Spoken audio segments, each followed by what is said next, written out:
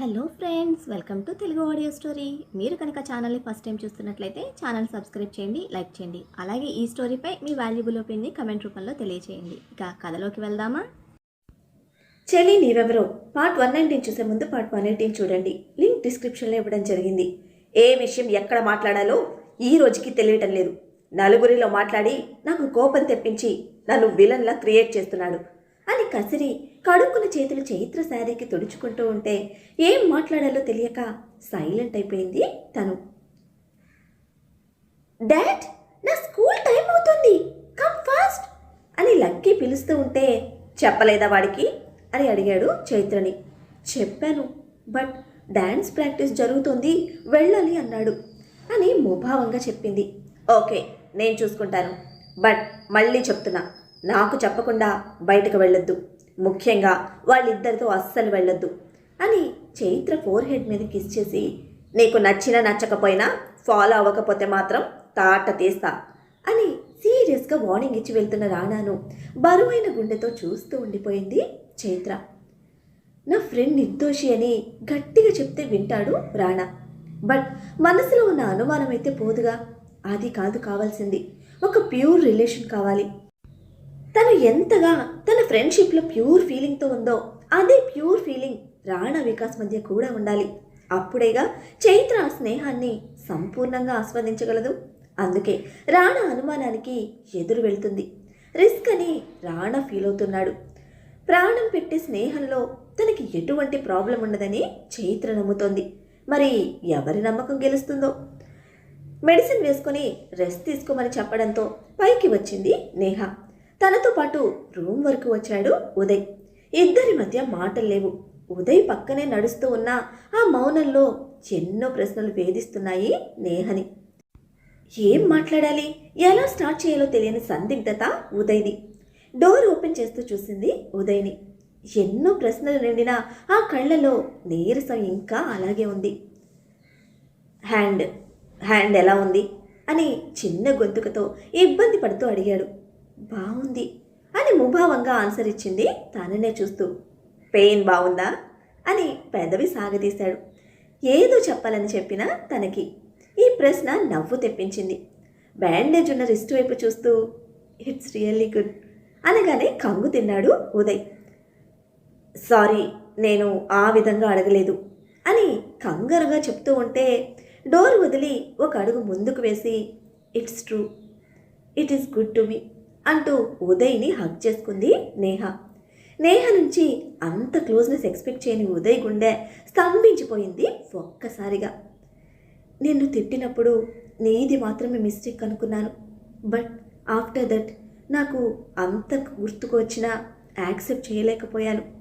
నీతో ఉంటే నాకు ఎటువంటి ప్రాబ్లం ఉండదని ఒక బ్లైండ్ ట్రస్ట్తో ఉన్నాను, బట్ నీ వల్లే నాకు ప్రాబ్లం అంటే యాక్సెప్ట్ చేయలేకపోయాను. నాకంటూ ఉన్నది నా క్యారెక్టర్, నా శరీరం, అది కూడా పోగొట్టుకున్నాను నీ వల్ల. I can't take it Uday. నువ్వు దీనిని ప్రేమ అంటావు, బట్ నేను తప్పు అనుకున్నాను. దానిలో ఇద్దరి షేర్ ఉన్నా నేను యాక్సెప్ట్ చేయలేకపోయాను. నీతో ఎప్పటిలా మాట్లాడితే నేను యాక్సెప్ట్ చేసినట్టే, అది నా వల్ల కాలేదు. ఏమీ జరగనట్టు నీతో నేను అలా ఉండలేను, అందుకే దూరం పెట్టాను. బట్ నిన్ను అలా దూరం పెట్టిన డే నుంచి ఇప్పటి వరకు ఐఎమ్ అలోన్. నాతో మాట్లాడడానికి ఒక్కరూ లేరు.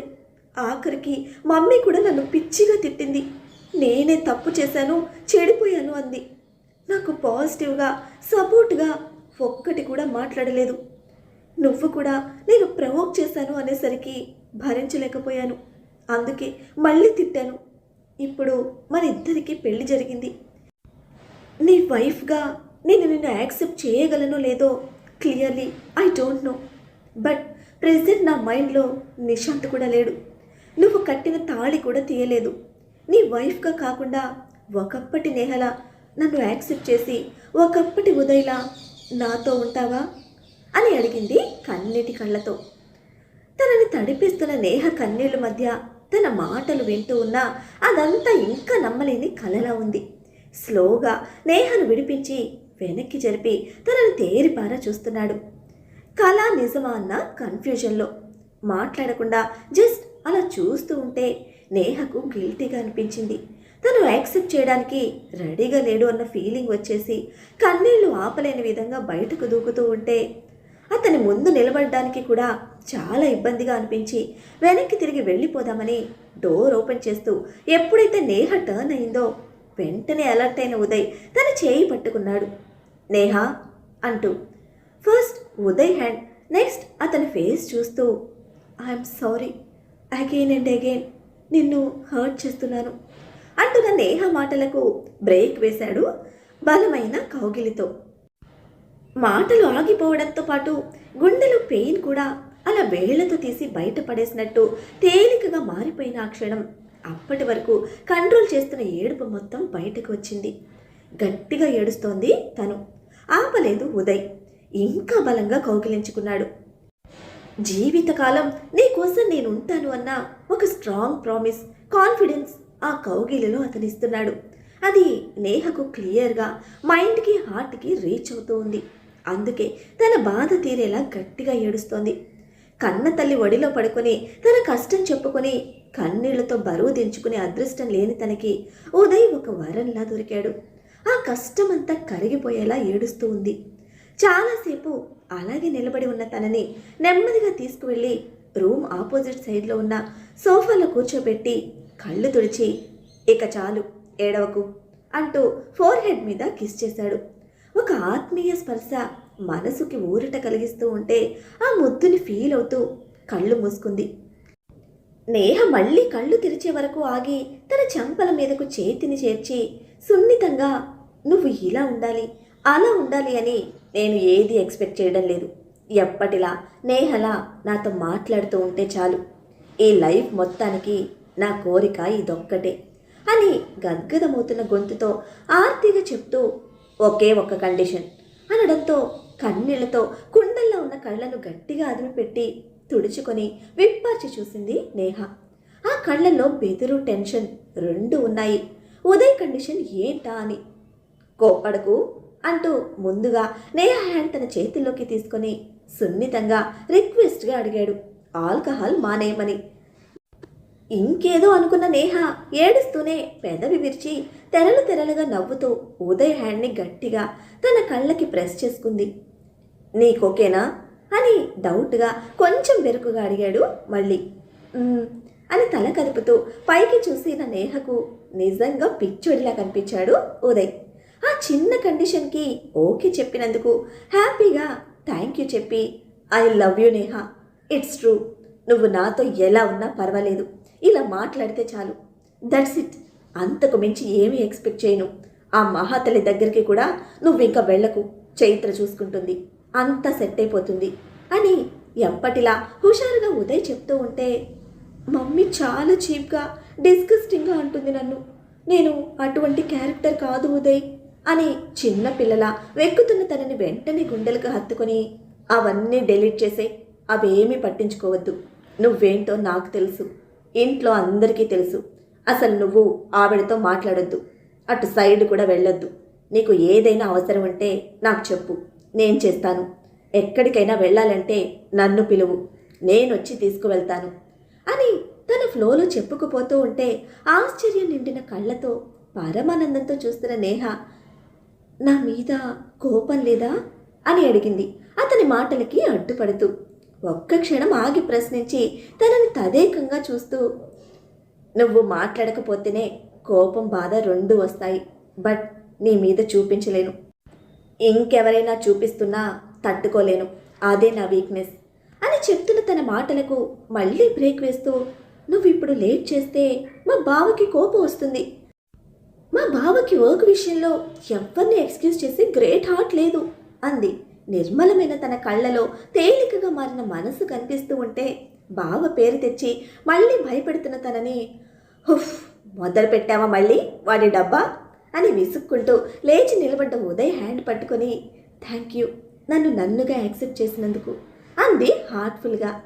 నువ్వు నీలానే ఉండు, అలా ఉంటేనే నాటి నేహలా చాలా బాగుంటావు అని చెప్పి నేహ రూమ్లోకి వెళ్లే వరకు అక్కడే నిలబడ్డ ఉదయ్ తనకి బాయ్ చెప్పి ఫాస్ట్గా రిస్ట్ వాచ్ చూసుకుంటూ కిందకి వస్తూ ఉంటే స్టెప్స్ చివర కనిపించింది చైత్ర. మార్నింగ్ లైమ్ వాటర్ పంపిన పనమ్మాయి ముఖం పగలగొట్టి గ్లాస్ పగలగొట్టి నానా రచ్చ చేసిన రుద్రాణి దగ్గరికి ఇప్పుడు తనతో కలిసి వెళ్తోంది చైత్ర.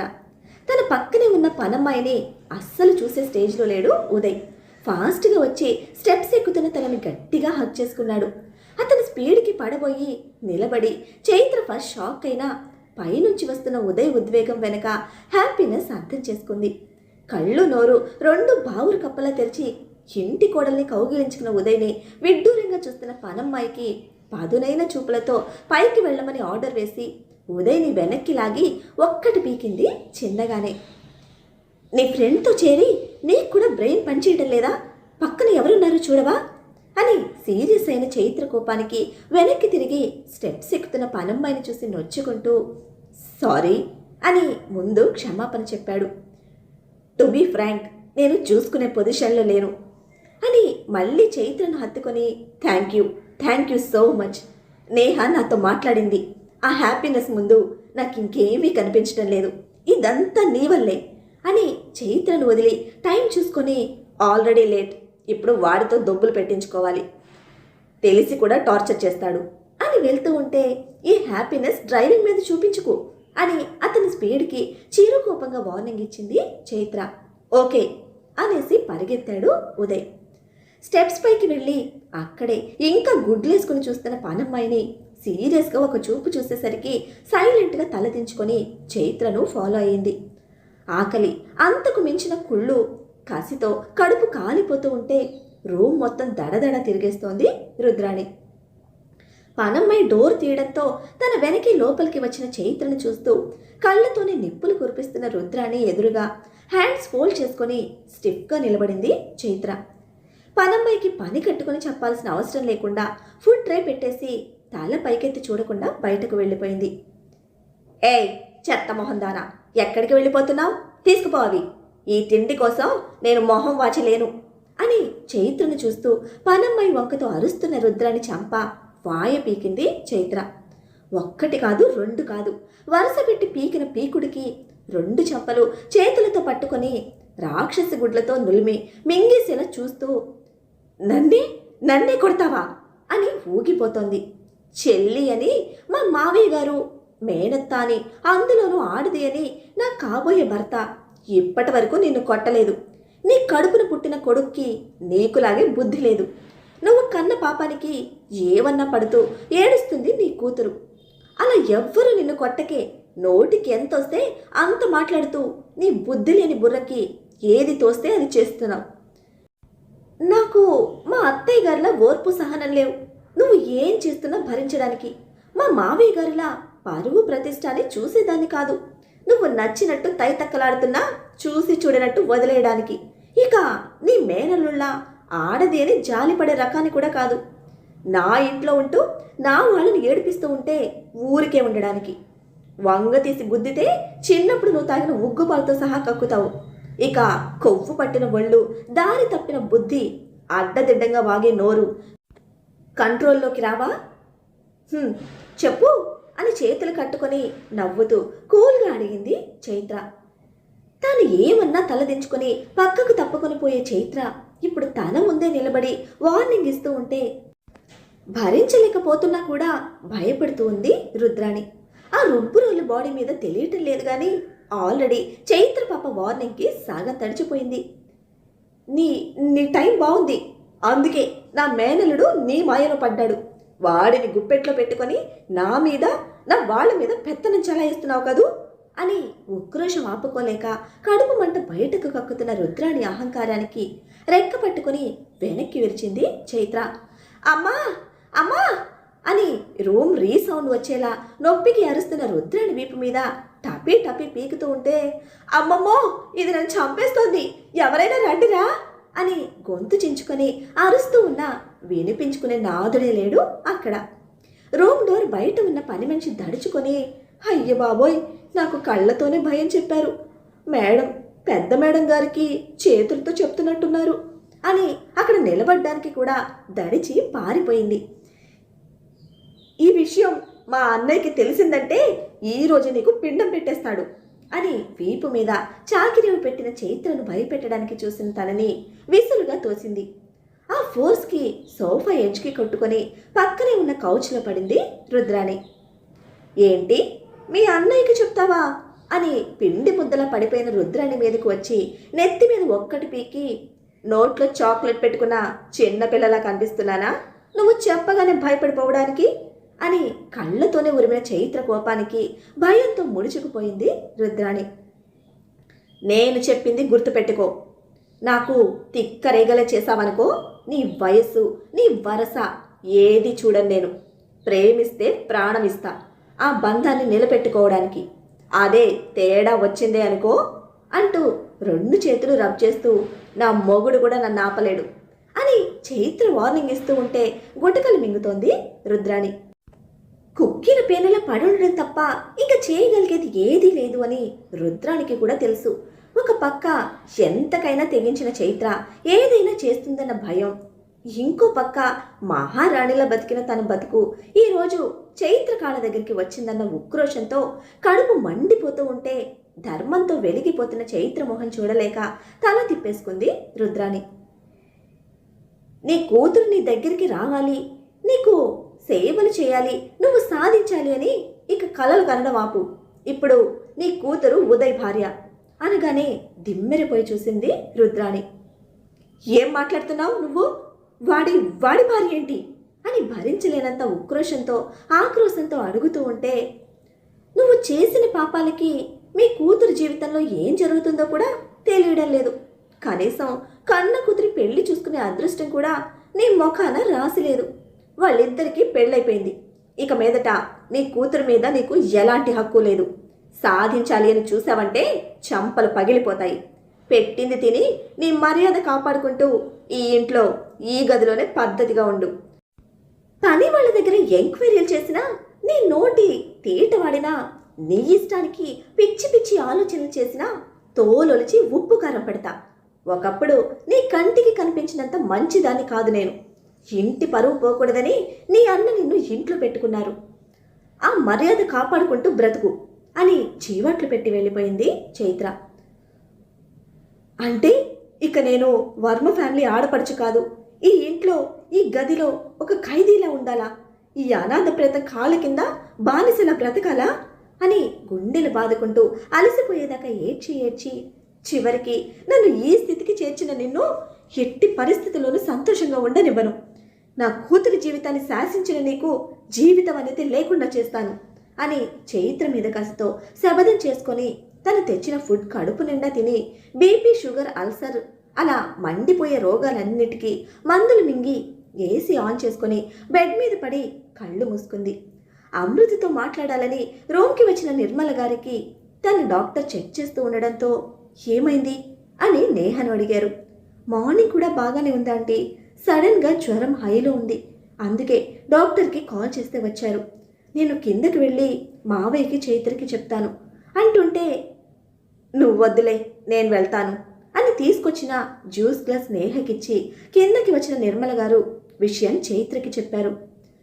జ్వరం ఎందుకు వచ్చిందా అని కంగారు పడ్డారు. కానీ తిరిగి తన భయం తనను భయపెట్టడం వల్ల వచ్చిందని ఒక్క అమృతకి తప్ప ఎవ్వరికీ తెలియదు. సరే అయితే టెంపుల్కి రేపు వెళ్దాం అని పోస్ట్పోన్ చేయడానికి చూసిన చైత్రను వారించి, ఇంత చిన్నదాని కోసం లక్కీ పేరు మీద జరిగే ఈ కార్యక్రమాన్ని వాయిదా వేయొద్దు. దేవుడి విషయంలో వాయిదాలు మంచిది కాదు. మీరంతా వెళ్ళండి, అమృతకి తోడుగా నేను ఇంట్లో ఉంటాను అని నిర్మల గారు అనడంతో శారద, సుజాత గారు కూడా దాన్ని సమర్థించడంతో సరే అంది చైత్ర. ఈవినింగ్ అందరూ టెంపుల్కి వెళ్లారు. అమృత మాత్రమే ఇంట్లో ఉంది. తనకి తోడుగా నిర్మల గారు. నిశాంత్కి ఫోన్ చేసి అమృత గురించి చెప్పడంతో ఓకే నా వర్క్ చేసుకుంటాను అని నార్మల్గానే చెప్పి తన మైండ్లో ఉన్న ఆలోచనని ఇంటి మీదకు డైవర్ట్ చేశాడు నిశాంత్. మరి ఇప్పుడు నిశాంత్ ఏం చేయబోతున్నాడు? చైత్ర అందరితో కలిసి గుడికి వెళ్ళిన టైంలో నిశాంత్ అమృతతో మాట్లాడడానికి, తన మనసు బయట పెట్టడానికి వాడుకుంటాడా? అదే జరిగితే రాణా రియాక్షన్ ఏమిటి? అసలు వికాస్పై అమృత ఒపీనియన్ ఏమిటి? తెలుసుకోవాలంటే నెక్స్ట్ ఎపిసోడ్ని ఫాలో చేయండి. అలానే ఈ ఎపిసోడ్ని లైక్ చేయటం మాత్రం మర్చిపోకండి. Bye friends.